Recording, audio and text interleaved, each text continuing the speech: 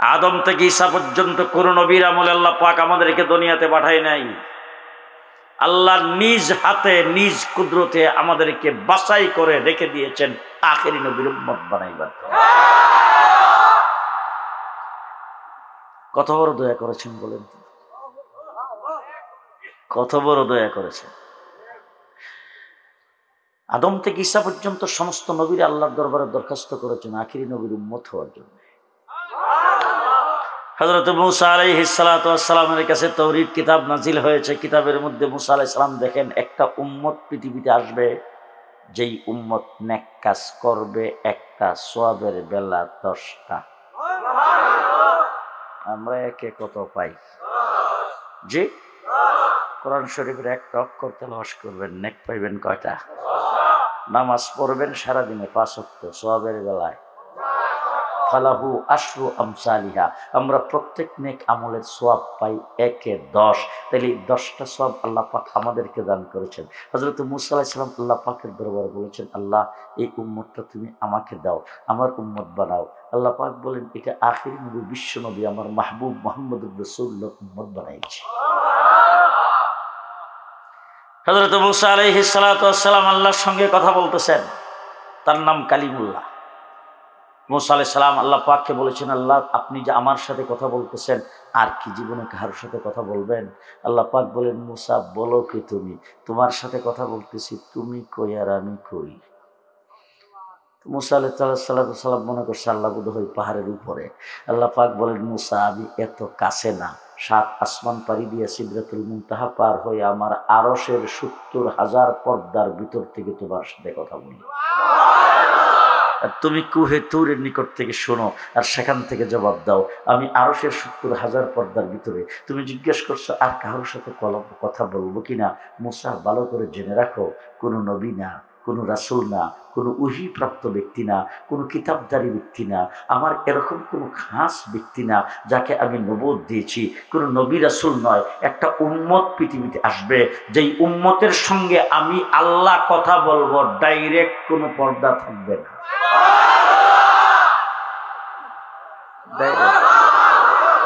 أن تعبد الله كأنك ترى أن تعبد الله كأنك ترى فإن لم تكن ترى فإنه يرى أن تعبد الله كأنك ترى فإن لم تكن ترى فإنه يرى। আরে বান্দা ডাইরেক্ট আল্লাহর সঙ্গে ডাইরেক্ট সম্পর্ক, আল্লাহ তার সঙ্গে ডাইরেক্ট কথা। ও মুসলমান, ও মুসলমান, ভালো করে চিন্তা ভাবনা করে বলবেন, অন্যদিকে তাকাবেন না, ভালো করে চিন্তা ভাবনা করে বুঝবেন আমরা কারা, আমাদের পরিচয়টা একটু ভালো করে জানেন। রাস্তাঘাটে ঘোরাফেরা করতেছি, সবরাত কোন দিক দিয়ে চলে গেল খবর নাই, সামনে আসতেছে রমজান, কোনো হিসাব বিকাশ নাই, রোজার মাস আসবে, অনেক মানুষের রোজার মাস উঠছে যে সেটাই তার খবর থাকবে না, খাবে আর ঘুরবে। ও আমার ভাইরা, চিন্তা ভাবনা করে বুঝতে হবে আল্লাহ আমাদের উপরে দয়াটা কতটুকু করেছেন, কি পরিমাণ দয়া আল্লাহ পাক করেছেন। মূসা তোমার সঙ্গে তো কথা বলি 70,000 পর্দার ভিতর থেকে, সেই বান্দার সাথে আমি কথা বলবো, ডাইরেক্ট কোনো পর্দা থাকবে না। আল্লাহ কয়েকবার বলে নামাজে যখন দাঁড়ায় যাবে, তার সঙ্গে আর আমার সঙ্গে ডাইরেক্ট যোগাযোগ হয়ে যাবে, কোনো পর্দা। আমি এক মাহফিলে গেছি, আমাকে একজনে মানে আমার এক বন্ধু আমাকে একটু মস্কারি করে একটা স্লিপ দিয়েছেন, বলছেন যে আল্লাহ পাকের কোনো টেলিফোন নাম্বার থাকলে দিয়ে যায়। আমি তখন বললাম যে হ্যাঁ, আল্লাহ পাকের টেলিফোন নাম্বার আছে, তবে টেলিফোন নাম্বার কিন্তু আলাদা আলাদা কোড। আমাদের দেশে গ্রামীণের কোড একরকম, বাংলা লিঙ্গের আরেক রকম, রবির একরকম, এয়ারটেলের আরেক রকম। গ্রামীণের কোড নম্বর হলো 017, বাংলা লিঙ্গ হইল 019, রবির হইল 018, এরকম আলাদা আলাদা কোড নাম্বার আছে। আবার আমাদের দেশের বিভিন্ন ডিস্ট্রিক্টের বিভিন্ন কোড নাম্বার, আবার যাইবেন পৃথিবীর বিভিন্ন দেশের বিভিন্ন রকম কোড নাম্বার, ঠিক না বে ঠিক? কিন্তু আল্লাহ পাকের কোনো কোড নাম্বার নাই, নাম্বারও ডাইরেক্ট একই নাম্বার।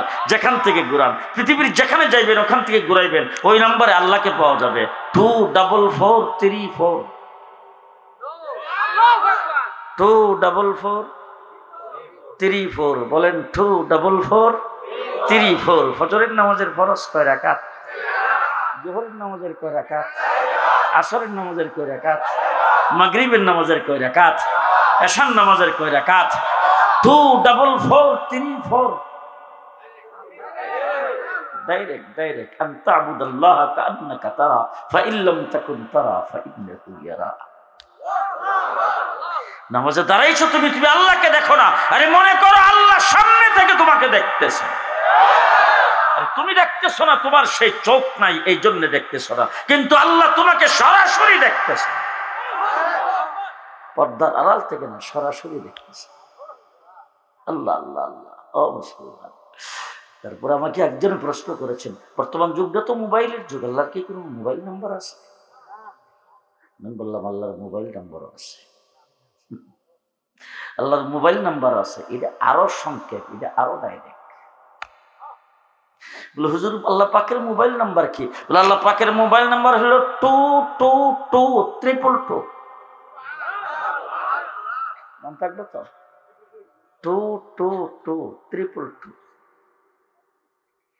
রাত্রে 2টার সময় উঠবেন, 2 রাকাত নামাজ পড়বেন, 2 ফোঁটা চোখের হিসাব। ডাইরেক্ট। আল্লাহর বান্দার মধ্যে কোনো পার্থক্য থাকে না। রাতের অর্ধেক অংশের পর আল্লাহ প্রথম আসমানে নাই মাস। এই আল্লাহর বান্দাকে ডাক ডেকে আসো, আমাকে সাজদা করবা, আমার দরবারে সাজদায় লুটে পড়ো, আমি তোমার জীবনের সব গুনাহ মাফ করে দেব। 22222। রাত্রে 2 রাকাত নামাজ, 2 ফোঁটা চোখের। এই মুসা, তোমার সাথে কথা বলি পাত্তাই না। তুমি যখন আসো, আমি তো যখন তোমাকে ডাইকে আনি তখন তোমার সাথে কথা বলি। আরে এমন একটা উম্মত আসবে যে উম্মতের সঙ্গে আমি আল্লাহ 24 ঘন্টা কথা বলার জন্য আমার কথার ভান্ডারটাই তাদের হাতে ছেড়ে দিয়ে রাখি। আল্লাহ পাকের কথার ভান্ডার 30 পারা কোরআন আছে না নাই? আছে না নাই? রাসূলের যুগে বোধহয় ছিল 60 পারা, এখন আছে 30 পারা। সূরা ফাতিহার আয়াত ছিল 41টা, এখন রয়েছে 7টা। জি, 1450 বছর। আল্লাহ পাকের কালাম। হযরতে আলী রাদিয়াল্লাহু তাআলা আনহু বলেছেন, তুমি যদি আল্লাহকে তোমার সাথে কথা বলাইতে চাও, কোরআন তেলাওয়াত শুরু করো, স্বয়ং আল্লাহ তোমার সাথে কথা বলবে। আর তুমি যদি আল্লাহর সাথে কথা বলতে চাও, আল্লাহু আকবার বলে নামাজে দাঁড়াও। আল্লাহকে তোমার সাথে কথা বলাইতে চাও, কোরআন তেলাওয়াত শুরু করো, স্বয়ং আল্লাহ তোমার সাথে কথা বলবে। আস্তে করেন সুবহানাল্লাহ। আল্লাহ তোমার সাথে কথা বলবে, আল্লাহ তোমার সাথে কথা বলবে। সেই কালাম আমাদের সাথে আছে তো? কোনো পরিবর্তন? আসতে বলেন, কোনো পরিবর্তন কিয়ামত পর্যন্ত হবে না। হবে কোনো পরিবর্তন? হয়েছে পর্যন্ত? আজকে 1450 বছর। হযরত ঈসা আলাইহিস সালাম দুনিয়াতে আসছিল আমার নবীর আসার 500 বছর আগে। 500 বছর আগে। 500 বছর আগে হযরত ঈসা আলাইহিস সালাম আসছেন। ঈসা আলাইহিস সালামের 500 বছর পরে আমার নবী পৃথিবীতে আগমন করেছেন। আয়েশা দেখি ঈসা আলাইহিস সালামের কাছে যে ইনজিল কিতাবটা নাজিল হয়েছিল, এই কিতাবটা কোথাও পাওয়া যায় না। এই কিতাবটাকে তারা তছনছ করে ফেলেছেন। 500 বছর পরে ইনজিল কিতাবের কোনো অস্তিত্ব নাই। রাসূল সাল্লাল্লাহু আলাইহি ওয়াসাল্লাম আয়েশা দেখি ঈসা আলাইহিস সালামের যে বিধান ছিল, যে আইন কানুন ছিল, যে তরিকা ছিল, ঈসা আলাইহিস সালামকে আল্লাহ পাক যে শরীয়ত দিয়ে পৃথিবীতে প্রেরণ করেছিলেন, তার সব কিছু খায়া দায়া শেষ করে তারা বাইতুল্লাহ শরীফের চতুর্দিকে 360 বুত লাগাইছে। লাত, উজ্জা, মানাত আর হুবলের পূজা করে তারা এরকম বর্বরতায় পরিণত হয়েছে, বাইতুল্লাহ শরীফ উলঙ্গ হয়ে তোয়াফ করে। অসভ্যতার এরকম নিকৃষ্টতম অবস্থায় তারা পৌঁছে গেছে। মেয়ে সন্তান জন্মগ্রহণ করলে জিন্দা কবর দেয়। কয় বছর? 500 বছর। আর আমার নবী দুনিয়ার থেকে গেছে কয় বছর? 1450 বছর। নখ কাটার সুন্নত নাই, মাথার চুল কাটারটা তো নাই, ওই টুপি দেওয়ার সুন্নত, পাগড়ির সুন্নত, লম্বা জামার সুন্নত, রাস্তা দিয়ে হাঁটার কোনো সুন্নত বিলুপ্ত হয়ে গেছে। রাস্তা দিয়ে হাঁটার সুন্নত এখনো আছে, ঘরে যাওয়ার সুন্নত বোধহয় নাই। জি, বাথরুমে যাওয়ার সুন্নত। ছোট সময় যখন মক্তবে পড়তাম তখন মক্তবের কারি সাহেবরা আমাদেরকে শিখাইতো, টাট্টিতে যাওয়ার সময় সর্বপ্রথম বাম পাও ভিতরে দিয়া যাইতে হইবে। ভালো করে বুঝেন, ভালো করে বুঝেন, মক্তবে পড়তাম, মক্তবে কারি সাহেবরা শিখাইতো টাট্টিতে যাওয়ার সময় সর্বপ্রথম বাম পাও ভিতরে দিয়া প্রবেশ করিতে হইবে। কিসের মধ্যে? কিসের মধ্যে? টাট্টি। টাট্টি টাট্টি তো ঘরের সঙ্গে অ্যাটাচড। টাট্টি তো ঘরের সঙ্গে অ্যাটাচড নাকি ফুসকো খালের পার জঙ্গলের ভিতরে, হ্যাঁ, আড়াগড়ার ভিতরে, খালের পারে, পুষ্কনির পারে, এটার নাম হলো টাট্টি। কলা পাতার বানানো, কথা কয় না, বাঁশের বানানো, বেড়ার বানানো, শলার শট দিয়ে বানানো, হ্যাঁ, বাড়ির থেকে বদনাম দিয়ে পানি নিয়ে পুষ্করিণীর পারে দিয়ে হাইটিয়া ওইটাতে যাওয়ার সময় ইসলামের বিধান কোন পাও? জি, কিছুদিন পরে টাট্টি হয়ে গেল ল্যাট্রিন, ল্যাট্রিনের পরে হয়ে গেছে টয়লেট, টয়লেটের পরে হয়ে গেছে বাথরুম। বর্তমান ডিজিটাল যুগে টাট্টির নাম পরিবর্তন হয়েছে ওয়াশরুম।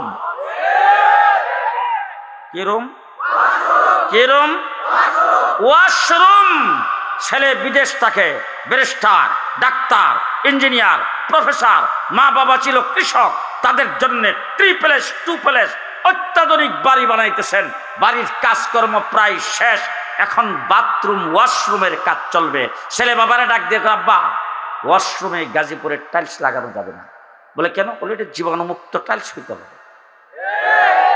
জীবাণুমুক্ত এবং সুগন্ধযুক্ত টাইলস হইতে হবে। সিঙ্গাপুর থেকে ইন্টারনেটে অর্ডার দিছি, সিঙ্গাপুর থেকে টাইলস মানে ওয়াশরুমের সমস্ত কলকবজা যা আছে সব, এরপরে ওয়াশরুমের জীবাণুমুক্ত টাইলস এনে ওয়াশরুমের দামি টাইলস লাগাইয়া তারপরে বানাইছেন ওয়াশরুম। টাট্টিতে যাওয়ার সময় কোন পাও? বাম পাও। এখন বোধ হয় ওয়াশরুম হয়ে যাওয়ার কারণে সংসদে বিল পাস হয়েছে, এখন আর বাম পাও দিয়ে গেলে এটার মান সম্মান থাকে না, এখন যাইতে হবে 2 পাও একসাথে দিয়ে। হয়েছে এরকম কিছু? জি, এখন ওয়াশরুমে কোন পাও? জি, জমানা ডিজিটাল হতে পারে, স্মার্ট বাংলাদেশ হতে পারে, কিন্তু ইসলামের বিধানের কোনো পরিবর্তন হবে না। ঠিক কিনা বলেন? কিয়ামত পর্যন্ত চলবে, ইসলামের বিধানের কোনো পরিবর্তন হবে না। আর পদ্মা ব্রিজ হবে, কর্ণফুলী টানেল হবে, ইসলামের বিধানের কোনো পরিবর্তন নাই। 1450 বছর, 500 বছরের সপ্তস্তর হয়ে গেল, 1450 বছর হইল, কোনো কিছুই পরিবর্তন হলো না। এখন পর্যন্ত টিকে আছে, কিয়ামত পর্যন্ত টিকে থাকবে। চেষ্টা তদবির বহুত হয়েছে। আফগানিস্তানের রাশিয়া 20 বছর পর্যন্ত হত্যাযজ্ঞ চালিয়েছেন। আফগানিস্তান থেকে রাশিয়া লাঠি ডান্ডার বাড়ি গিয়ে যখন দূরে সরেছেন, এরপরে আমেরিকা 20 বছর পর্যন্ত নির্যাতনের পরে জাঙ্গারা পয়রা সেখান থেকে বিদায় হয়েছে। ঠিক না বেঠিক? আফগানিস্তান সেখানে টিকতে পারে নাই। ইরাকে নির্যাতন হয়েছে, সিরিয়ায় নির্যাতন চলছে, ফিলিস্তিনে নির্যাতন চলছে, আরাকানের মুসলমানদেরকে পিটিয়ে বাংলাদেশে পাঠিয়ে দিয়েছেন, কাশ্মীরের মুসলমানদের উপর নির্যাতন চলছে। এই নির্যাতনের পরে নির্যাতন চলতে পারে, কিন্তু ইসলামের বিধানের পশম হেলাইতে পারবে না।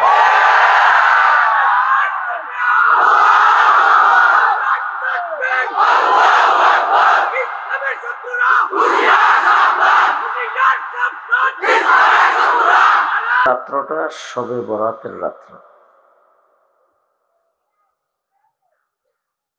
আমাদের দেশের অনেক মুসলমান সারা সপ্তাহে নামাজ পড়ে না, কিন্তু জুমার নামাজে যায়।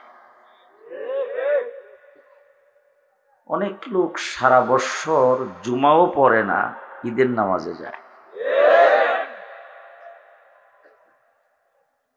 অনেক মানুষ আছে যারা শবে বরাত শবে কদরে মসজিদে যায়,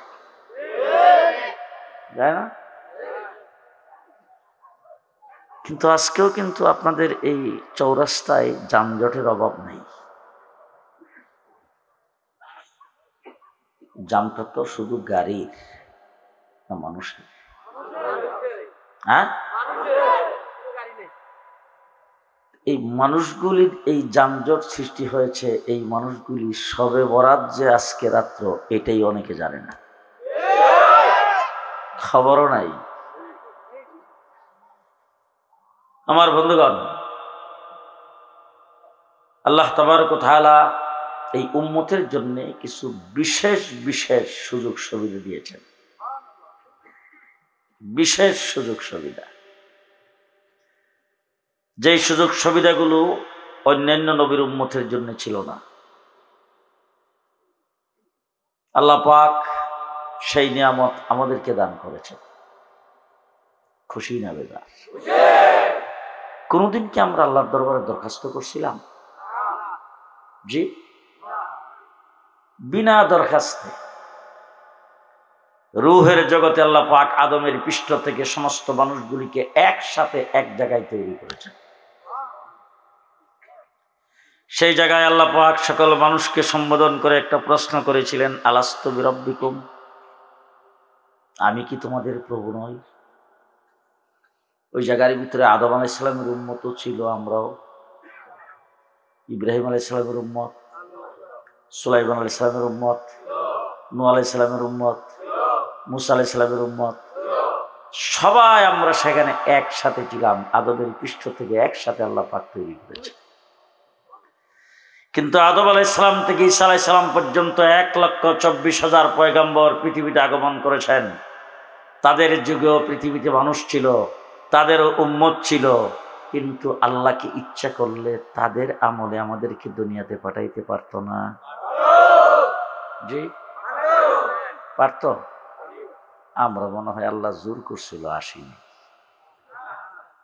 কথা আসতে করে মনে হয় আমরা জোর করে ওখানে থাকছি।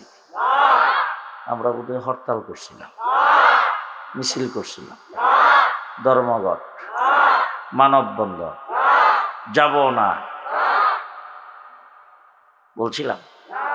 কইছিলেন কেউ? দরখাস্ত করছিলেন?